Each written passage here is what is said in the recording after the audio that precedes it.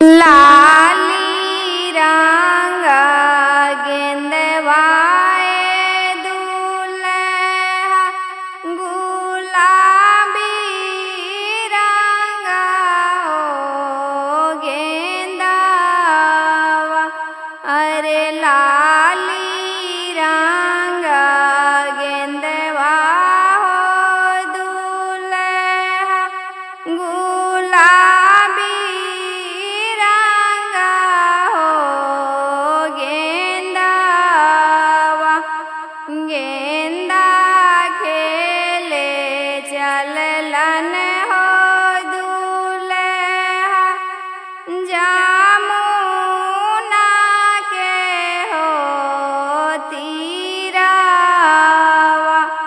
अरे गेंदा खेले चलला हो दूल्हा जामुना के हो तीरावा।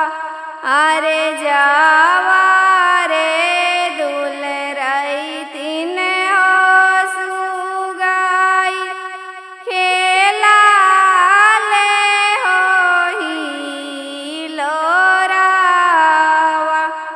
अरे जावा रे दुलरैतिन हो सुगाई खेला ले हो हिलोरावा।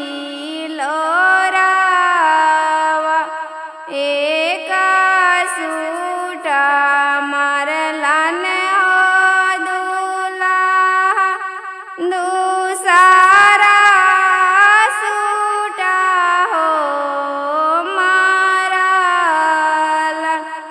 एक सूटा मारला हो दूल्हा दूसरा सूटा हो मारल।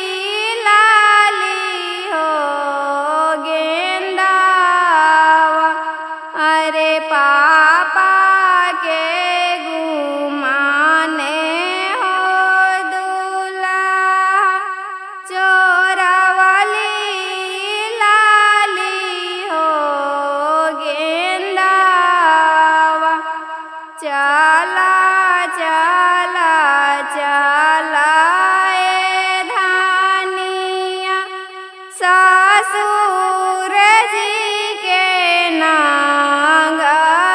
नागरिया। अरे चला चला चला